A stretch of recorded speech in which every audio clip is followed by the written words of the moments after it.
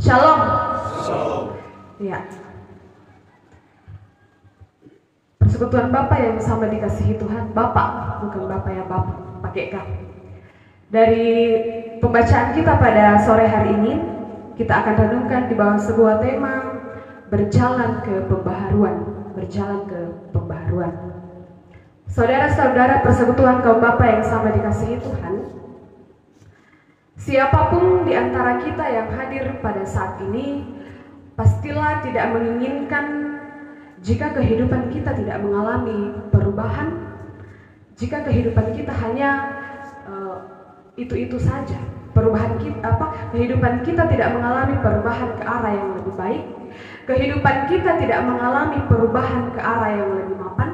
Kehidupan kita tidak mengalami perubahan ke arah yang lebih bahagia daripada kehidupan sekarang ini. Dengan kata lain bahwa setiap orang pastilah merindukan kehidupannya mengalami pembaharuan. Itulah sebabnya mengapa kita berjuang, mengapa kita bekerja, mengapa kita merencanakan berbagai hal, karena kita ingin kehidupan kita ini berubah ke arah yang lebih baik, berubah ke arah yang lebih bahagia daripada kehidupan sekarang. Nah, hidup yang stagnan atau hidup tidak bergerak atau tidak mengalami perubahan ke arah yang lebih baik adalah kehidupan yang dapat dikategorikan kehidupan yang gagal, stagnan atau tidak bergerak. Kehidupan itu sendiri bisa stagnan atau tidak bergerak, dapat diakibatkan oleh berbagai faktor. Ya. Mengapa ada kehidupan yang tidak bergerak atau stagnan atau tidak mengalami perubahan? Itu diakibatkan oleh berbagai faktor. Yang pertama, bisa saja karena faktor budaya. Yang kedua, bisa saja faktor konteks di mana kita hidup. Yang ketiga, bisa saja karena faktor keputusan, bisa juga karena faktor ketidaksetiaan kita kepada Tuhan atau pemberontakan. Dan mungkin ada beberapa faktor-faktor lain yang dapat mempengaruhi mengapa kehidupan kita itu tidak mengalami pembaharuan. Nah, faktor-faktor tersebut, faktor budaya, faktor konteks di mana kita ada, faktor keputusan, faktor ketidaksetiaan kepada Tuhan, jika sudah menyatu, maka kehidupan seseorang akan sulit untuk mengalami kemajuan, kehidupan seseorang akan sangat sulit untuk mengalami pembaharuan. Akibatnya, ketika kehidupan seseorang sulit mengalami pembaharuan, sulit mengalami kemajuan adalah seseorang itu akan kehilangan semangat dan kehilangan tujuan hidup. Nah, setiap orang termasuk saya dan bapak-bapak sekalian sedang melakukan perjalanan hidup di dunia ini. Semestinya ketika kita melakukan atau mengalami perjalanan hidup, kita mestilah memiliki tujuan hidup. Dan untuk mencapai tujuan hidup itu, seseorang harus mengerti, harus paham, harus mengenal jalan yang harus ditempuhnya untuk tiba pada tujuan hidupnya. Jadi, ibaratnya ketika kita melakukan perjalanan, entah itu ke suatu tempat, tentunya kita akan mengerti jalan ke sana, mengenal jalan ke sana, mengetahui jalan ke sana supaya kita dapat sampai pada tempat itu. Begitupun dengan kehidupan kita ini ibarat perjalanan yang memiliki tujuan. Dan untuk sampai kepada tujuan itu, kita harus mengerti, kita harus mengenal dan mengetahui jalan yang harus kita tempuh untuk sampai pada tujuan itu. Nah, saudara-saudara persekutuan kaum Bapak yang sama dikasihi Tuhan, umat Israel dalam pembacaan kita juga ini sementara dalam perjalanan mereka ke tanah perjanjian. Tanah perjanjian ini adalah tujuan perjuangan mereka keluar dari tanah Mesir. Tetapi ternyata ketika mereka berjalan dari Mesir ke tanah perjanjian, ternyata mereka pada saat itu mengalami goncangan yang hebat. Di perjalanan tersebut mereka memberontak kepada Tuhan Allah.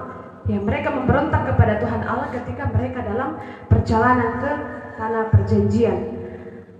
Mengapa mereka memberontak pada saat itu? Karena pada saat itu Musa meninggalkan mereka di Sinai, karena Musa pada saat itu menerima 2 loh batu, yakni hukum Tuhan. Nah, ketika mereka pada saat itu mengalami goncangan yang hebat, mereka bagaikan kuda yang dilepas dari kandang. Mereka pada saat itu kehilangan arah, mereka pada saat itu kehilangan tujuan hidup mereka. Bahkan parahnya, mereka pada saat itu membuat patung berupa lembu emas sebagai Tuhan untuk mereka sembah. Mereka lupa bahwa mereka sedang menuju suatu tempat, mereka sedang menuju suatu kondisi hidup yang jauh sangat lebih baik dibandingkan kehidupan mereka di tanah Mesir. Di perjalanan inilah mereka seakan kehilangan komitmen. Hidup mereka pada saat itu terus melangkah, tetapi sebenarnya mereka pada saat itu mendapat hukuman dari Tuhan karena mereka memberontak kepada Tuhan. Tentu kehidupan umat Israel dalam pembacaan kita pada saat ini menarik perhatian kita. Kita bertanya-tanya, mengapa umat Israel pada saat itu melupakan Tuhan? Mengapa mereka meninggalkan kesetiaan mereka? Padahal mereka sendiri telah mengalami perbuatan Tuhan, mereka sendiri telah mengalami keajaiban yang luar biasa, yang dahsyat yang Tuhan kerjakan dalam perjalanan kehidupan mereka. Yang pasti bapak-bapak, bahwa umat Israel pada saat itu telah kehilangan arah dan tujuan hidup mereka yang sebenarnya. Saudara-saudara persekutuan kaum bapa yang sama dikasihi Tuhan. Tetapi ketika umat Israel pada saat itu mengalami goncangan hidup, di situ Allah menyatakan kasih-Nya. Sungguh benar bahwa Tuhan itu adalah Allah yang memiliki kasih yang tidak berkesudahan. Allah kita, Allah bangsa Israel adalah Allah yang memiliki kasih yang tidak berkesudahan. Tuhan tidak membiarkan hidup umatnya stagnan atau berhenti di situ, tetapi Tuhan melalui Musa menyuruh umat itu. Di ayat yang pertama saya bacakan sekali lagi. Berfirmanlah Tuhan kepada Musa, pergilah, berjalanlah dari sini, engkau dan bangsa itu yang telah kau pimpin keluar dari tanah Mesir, ke negeri yang telah kujanjikan dengan sumpah kepada Abraham, Ishak dan Yakub. Demikian kepada keturunanmu lah akan kuberikan negeri itu. Yang pertama, ada kata pergilah. Kata pergilah ini mengandung makna bahwa ada yang harus ditinggalkan. Kita akan pergi, berarti ada yang harus ditinggalkan, yaitu kondisi hidup yang penuh dengan lumpur dosa, kondisi hidup yang tidak bermakna, kondisi hidup yang tidak berkembang. Yang pasti ketika Tuhan menyuruh bangsa itu pergilah, itu berarti umat itu disuruh untuk bergerak, umat itu disuruh untuk maju ke tujuan hidup yang semula, yaitu menuju ke tanah perjanjian. Kemudian yang kedua, berjalanlah dari sini. Itu masih dari ayat 1. Berjalanlah dari sini.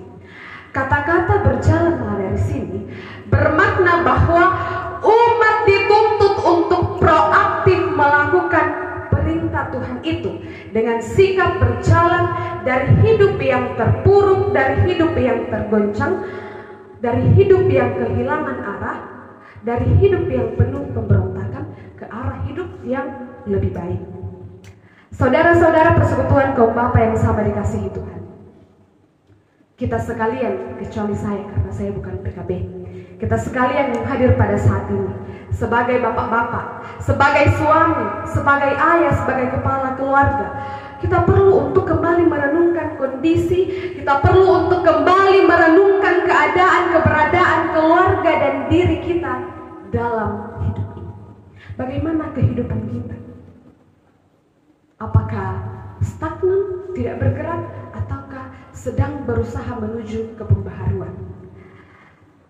Firman Tuhan saat ini menjadi peringatan untuk kita agar kita meninggalkan segala bentuk kehidupan yang tidak sesuai dengan kehendak Tuhan. Meninggalkan segala bentuk kehidupan yang tidak berkenan bagi Tuhan, agar kita mampu menjadi bapak-bapak, menjadi suami, menjadi ayah yang terus berjalan ke arah pembaharuan. Melalui firman Tuhan saat ini, kita juga mau diingatkan agar kita meninggalkan segala kehidupan yang tidak bermakna dan berjalan menuju kehidupan yang telah ditentukan Tuhan bagi kita. Pemberian diri, keberanian untuk mengubah paradigma dan suasana hidup ke arah hidup dan tujuan yang lebih baik, itu yang dituntut dari kita. Keluarga kita mau berkembang, persekutuan kita mau berkembang, kita mesti meninggalkan zona-zona nyaman, berjalan menuju arah yang lebih baik, arah yang berkenan kepada Tuhan. Saudara-saudara persekutuan kaum bapa yang sama dikasihi Tuhan, percayalah bahwa Tuhan tidak hanya sekedar menyuruh kita pergi, Tuhan hanya tidak sekedar menyuruh kita berjalan, tetapi Dia sendiri pun turut dengan kita dalam perjalanan tersebut. Maka hidup kita niscaya akan mengalami perubahan, hidup kita niscaya akan mengalami pembaharuan ke arah hidup yang lebih baik lagi, yang berkenan bagi Tuhan. Amin.